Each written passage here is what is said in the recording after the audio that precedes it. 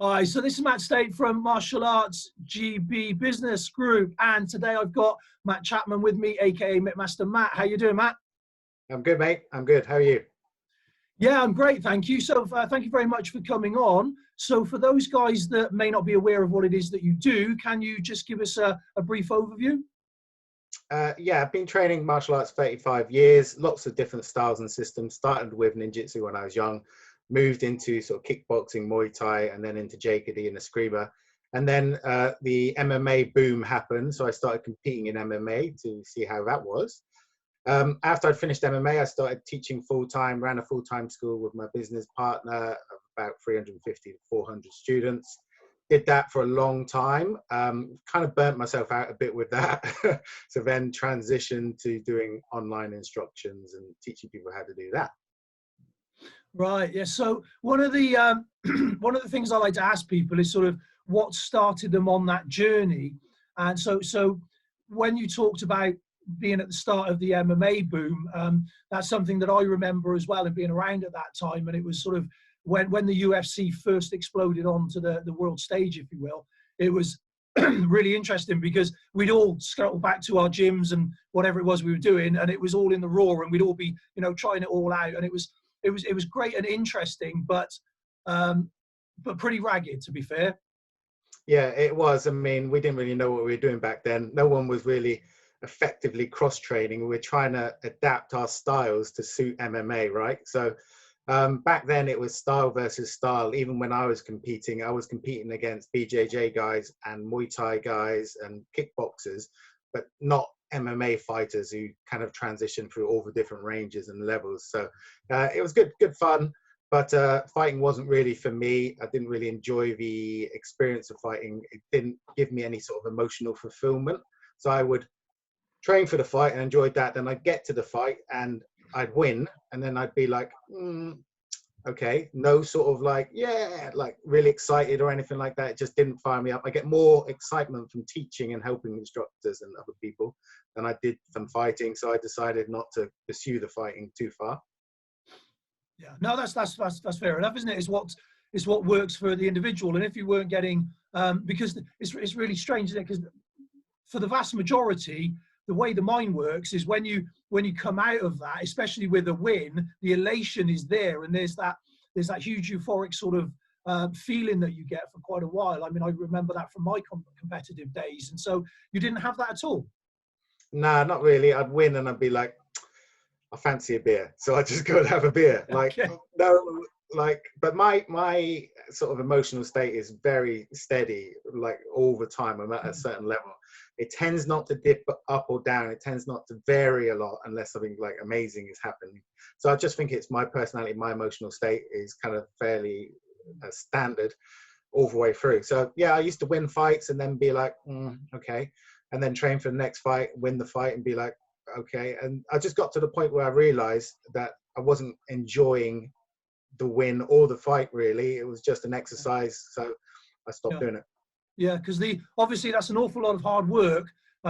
Whenever Yeah, whatever you're competing in, there's a lot of prep, there's a lot of hard work, there's a lot of stuff that you've got to give up to get yourself fight ready. So if there's no payoff at the end, then it's yeah. sort of I hard mean, to see the obviously point. winning fights is good and building up your record is cool, but I think you've got to enjoy it. And the best fighters in the world are the ones who enjoy fighting, as you know, Yes. right? Yeah, You totally. know, there's the fighters in the UFC are the ones that really really love fighting.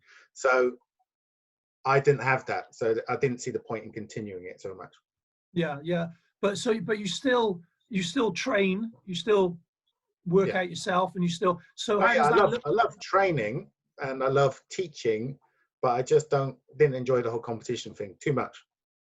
Okay, so are you one of those types of guys that, for me, competition or having a goal, that's really important because I need something to focus on. I need an end Right. point. So how does hmm that work for you with your training? I don't. I need to feel happy, and as long as I'm training and learning, I just feel happy. So that's all I need. I don't really, for at least in martial arts, having done it 35 years, just to be able to train and to learn new things is enough for me. Yeah, yeah, But with business, it's a different matter. I do have goals with business, but no, just the training, just the ability still to use my body to a high degree, and to occasionally, I go and train with my instructors and I get a little gem, a little bit of amazing information. And that's like, yes, I got a little bit, because as you know, when you start learning martial arts, the learning curve is like this. But after 30 years, it's much less, so you only occasionally find new things or new stuff when you've been training a long time. Yeah, absolutely. But I think, again, it's something that people sort of forget sometimes. For us as instructors, we are still students, and we are still, we got into this because we wanted to learn, and that never changes. So what did start you on this journey then? So what got you into martial arts in the first place? Bruce Lee films, specifically Enter the Dragon. I think it was on one evening late at night. I watched it as a kid and I was like, I need to do that. That's what I need to do. But in my local town, there's no Kung Fu that I could find. So I found a ninjutsu school instead. And this was quite early, even before the ninjutsu boom. So I did that for 10 years, which was fun when you were a kid, because it was all crazy stuff, like learning how to use throwing stars, sneaking up on people, learning how to ride horseback and shoot bow and arrow off horseback, learning how to use a blowpipe, like just stuff as a kid. You're just like, oh yes, this is awesome. So kind of James Bond stuff. So I loved that. I did that for about 10 years, but I had an issue with the functional side of ninjutsu in terms of unarmed combat, which led me in different directions. Right. Okay. Well, the thing is, I'm just picturing now the the form filling you would need to do to fulfill the health and safety requirements, to do all that kind of fantastic stuff in today's modern age. You wouldn't get to do it, would you? I mean, madness. Absolute madness. Like my instructor used to take the whole ninjutsu dojo out onto Dartmoor, which is like a wild area near where we used to live, and we used to spend all night sneaking around trying to assassinate each other. And I was a kid. Like, I don't know what my mum was letting me do, wander around Dartmoor for the whole night. But anyway, this was back in the 80s when you could do what you liked. It does. It sounds awesome. Yeah. So you mentioned there that there was what you thought wasn't quite.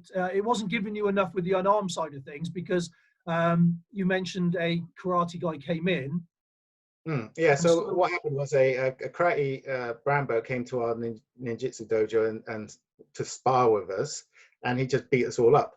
Now, that might be because he was a really excellent karateka, or it might be that we weren't very good at ninjutsu. I don't know which one it is, right? But for me, I was like, I need to look at something that's a bit more functional and practical to kind of deal with this situation. So then I started investigating kickboxing, Thai boxing, JKD, and various other systems after that. Yeah, I think it's a fair point to say that even though yours was before the ninja boom of the 80s, shall we say, there's, like everything else, there's good and bad in everything. I mean, one of my first experiences with ninjutsu was a very strange one, to put it mildly. It involved this portly gentleman running around like a lizard on hot sand. Won't go into too much, but it put me off for a long time. But then many years later, I met this guy who was who'd lived in Japan for many years and had studied extensively, and he had some properly genuine skills. I mean, he genuinely. Oh yeah, I've trained with lots of different types of ninjas over the years, and yeah, some of them are amazing, like their movement and their ability to lock and throw, and yeah, it's really, really good. It's just that I struggled to make the unarmed combat elements work for me, but that's probably due to me, not necessarily the style. As I say, it's the same as everything else, isn't it? There's all kinds of levels and all kinds of people, and back then, before the internet, there was no real way of quality control, was there? You just went to wherever your class was, and you believed whatever you were told, and if they said that this was the best thing ever, you was like, okay, all right, but then obviously you're mentioning then that you got into more what I call alive arts, which is the competitive side of things with the contact and things like Thai boxing, that kind of stuff, where in the nicest possible way, that kind of framework, as in, I'm just going to tell you it's fabulous and you're going to believe me, isn't actually true, because, well, you get stuck in front of somebody who will smack you in the face if it doesn't work.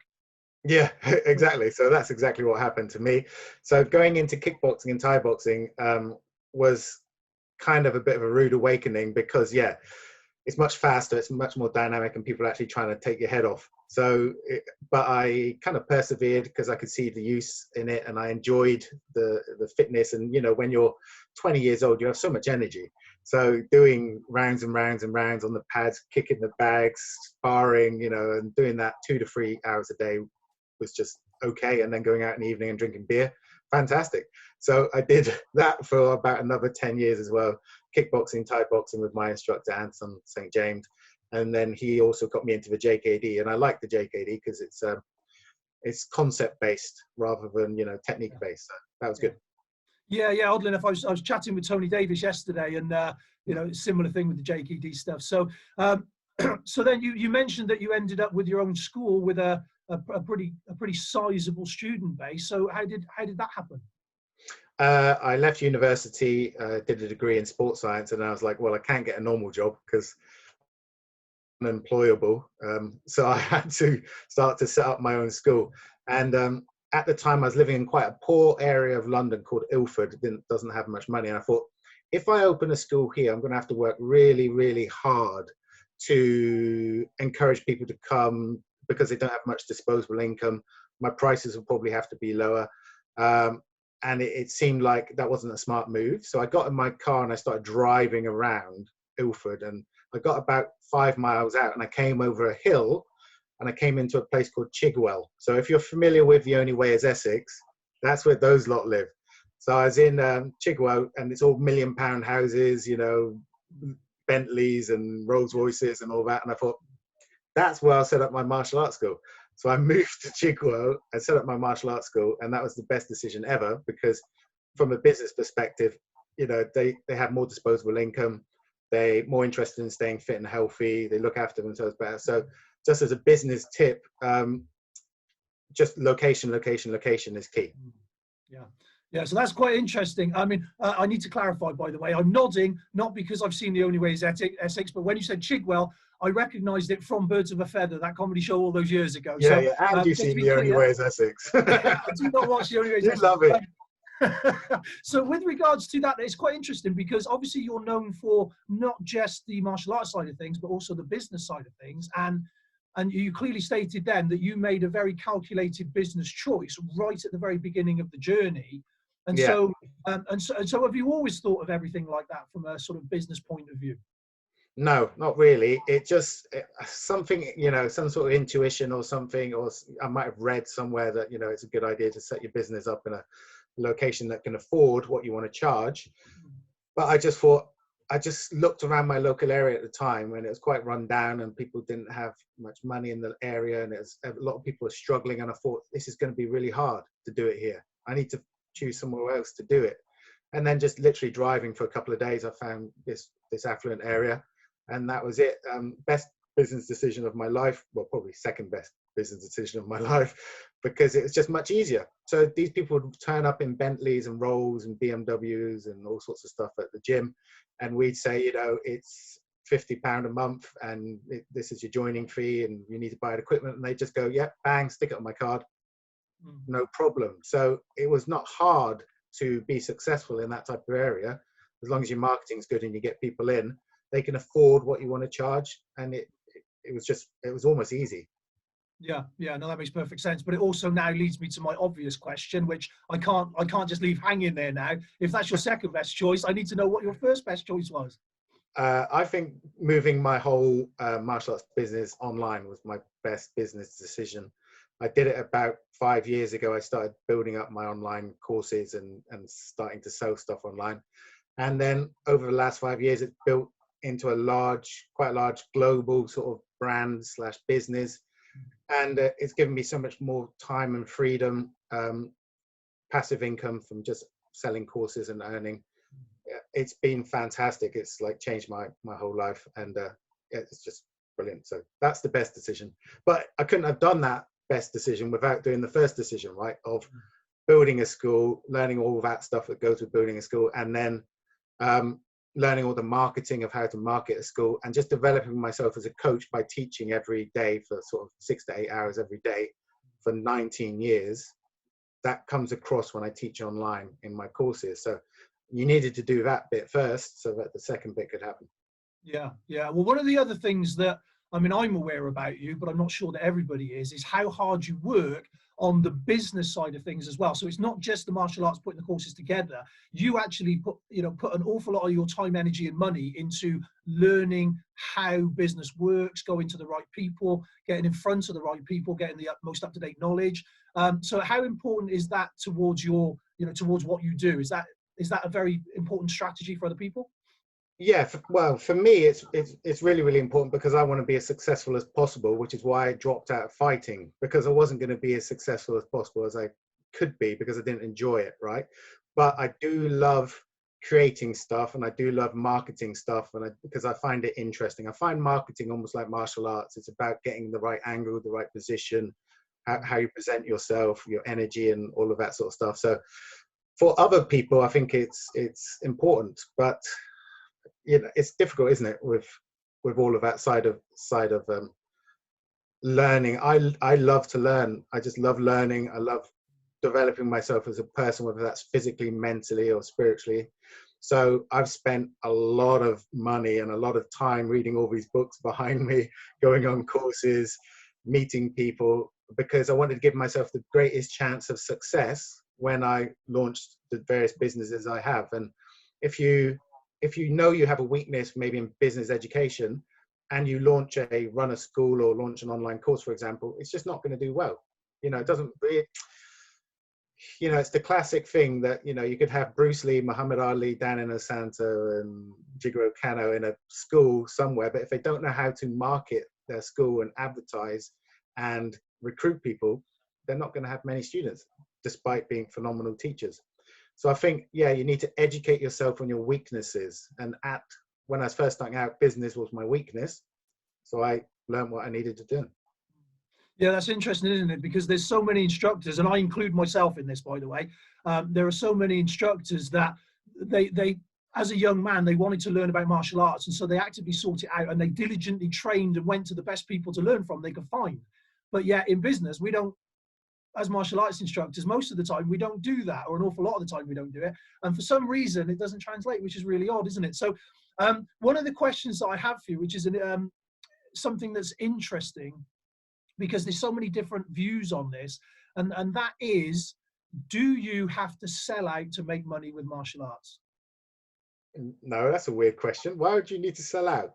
Well, because there's a camp that says that martial arts isn't something that you can buy or sell. It's more than just a monetary transaction. There's a history to it that you shouldn't pimp, for want of a better word. There's that kind of moral high ground. Do you know where that came from?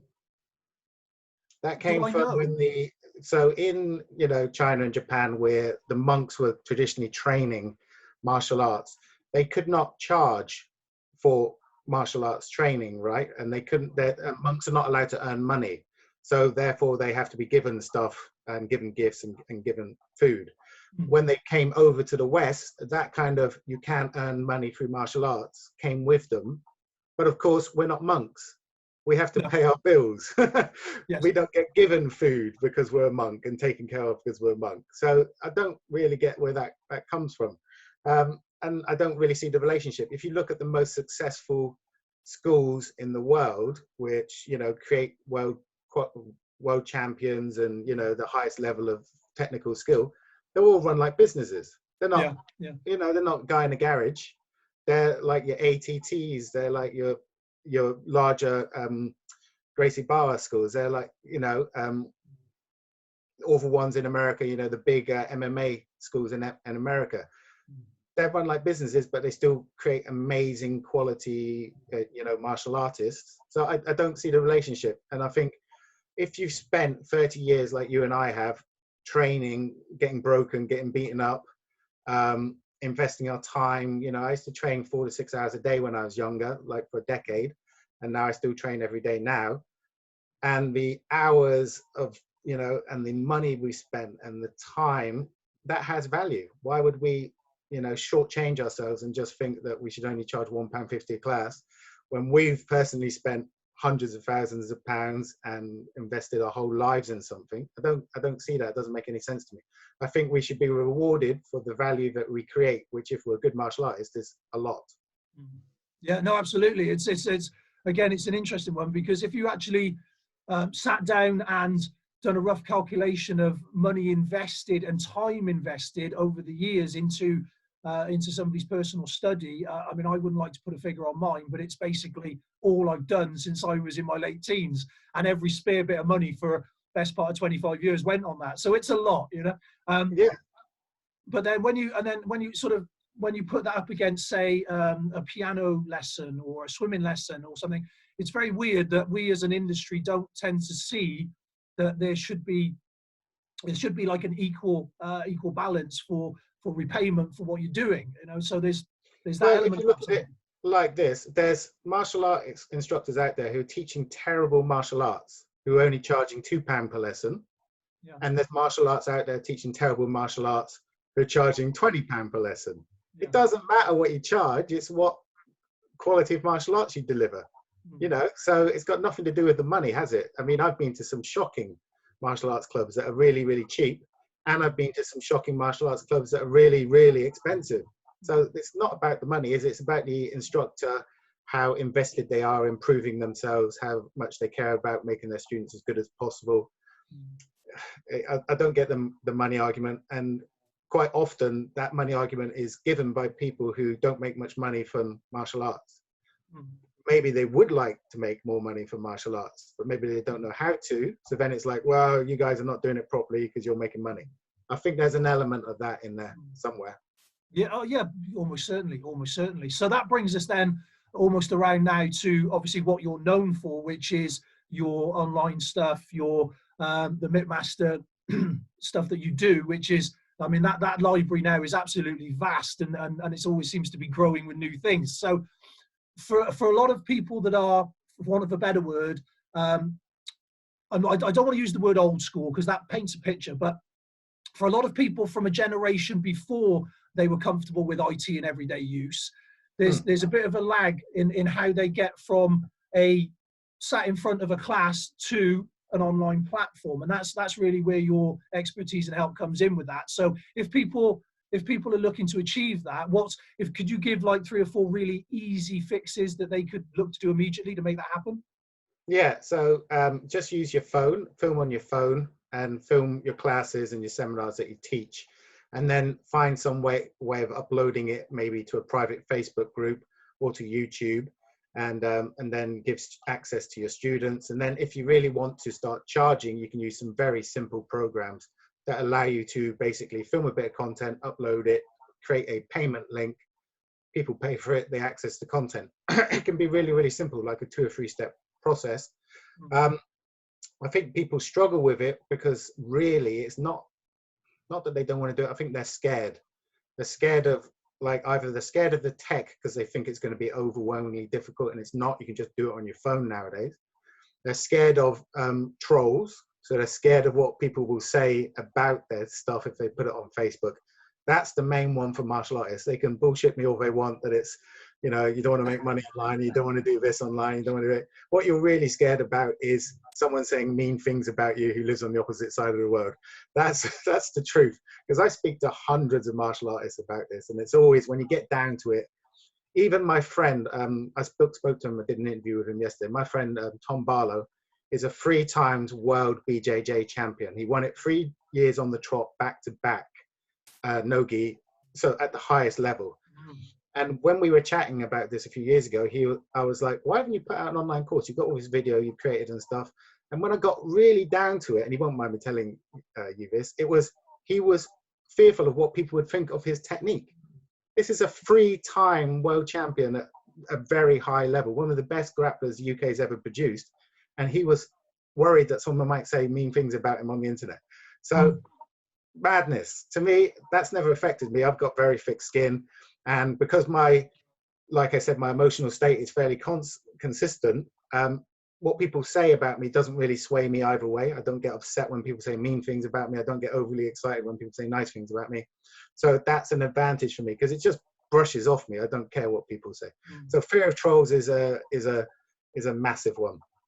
So I think you have to overcome those fear of the technology, fear of the trolls, because as the world changes and everything gets a bit more digital, your current members are also going to want some sort of digital content that they can watch when they're not able to get to classes. You can also then take what is a regional business in your local town, and if you create good products, you can make that a global business so that you can sell your products around the world. So I've got students in about 100 odd countries who are all buying my courses all over the world, which is a real advantage over just having a school, especially if you live in a town that's quite small, because no one travels, right? So they're only going to travel 15 minutes either way. So if you live in a town maybe of a few thousand people, the biggest your school is ever going to get is maybe 100 students, which is great, obviously. But if you want to make maybe a living from it, and you want to generate enough income to take care of your family, and have a bit put to the side as an emergency fund, which is something I'm very big on, you need to be bringing in a bit more income. So one way of doing that is to create online products and sell them around the world. Yeah, no, absolutely. And I feel that totally, because, a number of years ago, as you know, I actually came on one of your earlier courses and started doing that. And it's fantastic when somebody buys something that you did X amount of time ago from, a person you never met from wherever in the world. That's really, really cool. But also the fact that you only have to do it once. And that's a really important factor in this, is that once it's done, it's done. Yes, that's the key. This is the whole thing. The problem with I found with teaching martial arts is I teach a great lesson and it's over and it's disappeared. It's just gone. And then I have to go back tomorrow and teach another great lesson, and then that one's gone, and then repeat for 20, 30, 40, 50 years. So you're continually having to come up with great content and present yourself and not get burnt out, and be the best and avoid injuries and all of that. With online products, you record yourself and that stays alive forever, and you can use it over and over and over again. There's no loss of skill. You don't get older in videos. Your back doesn't hurt. Like, it just stays. I watched my videos from like 7 years ago. I look so young and and energetic in comparison. And that you can sell the same product. I've sold products for 6 years over and over and over and over. And you're not taking any damage. There's no risk. You get paid every time someone accesses one of your products or courses.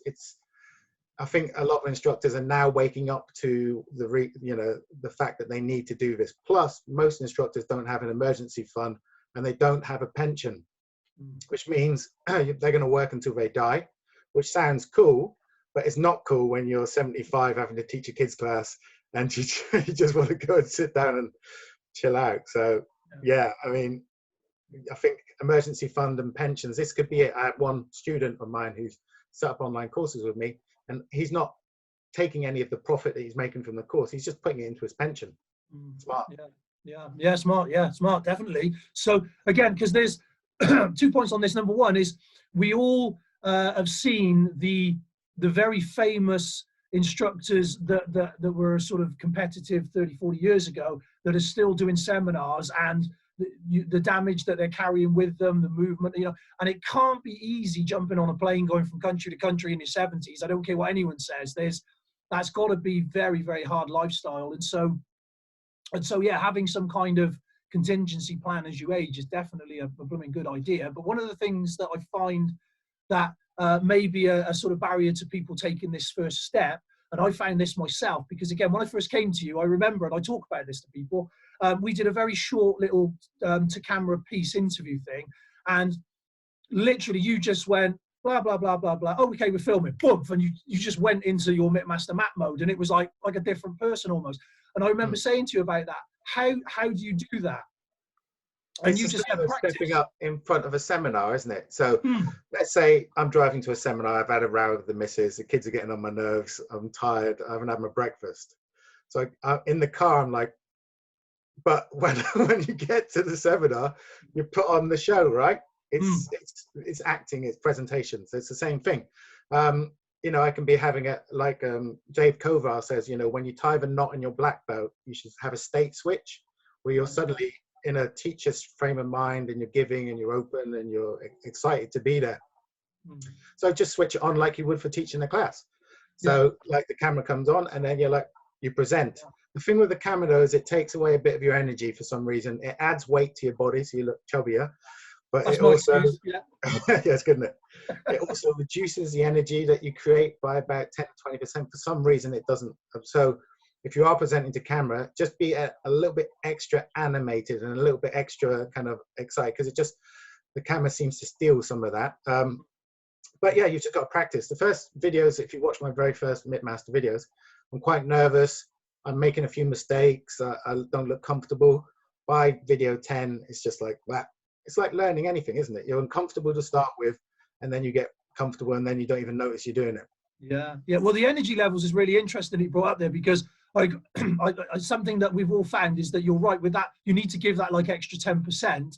But what's also interesting for a lot of guys coming through that are starting into the online space is that they're used to having people in the room to bounce off, and they're used to having that energy transaction. So how do you overcome that? So I imagine a class behind the camera. Right. So I know it's just you, your demo partner, and the camera, and it feels really odd, and you're like in this empty room and no one's there. But I just imagine a whole load of students behind the camera. So literally visualize the students, and then I'm teaching a class. So guys, what we're going to work on today is like maintaining a good guard, and you just do it like that. So just visualize that. But after a while, you don't even need to do that. You're just comfortable presenting to camera. I know what you mean. It is weird, like looking directly into a camera and talking, and you don't get any feedback. But come on, martial artists, it's practice like anything else. Like, we've done harder things, like how to drill that arm bar or that combination, or learn that kata with 48 moves. That's much harder than speaking into a camera. Just bloody do it, will you?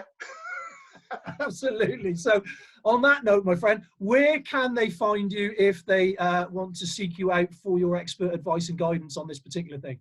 I'm on Facebook. Search for Mittmaster Matt on Facebook, and you can probably find me. If you go to mittmaster.com, you can email me direct from there and have a chat with me. But I'm pretty easy to find. Just search for Matthew Chapman or Mittmaster Matt, and I will come up and I'll give you a hand. If you need any advice or tips with all this online teaching stuff, I'll help you out. I like helping martial arts instructors, and I feel almost obliged to help them, because I've developed a very successful online business, and I'd like more martial arts instructors to get that as well, because it takes a lot of the pressure off the school.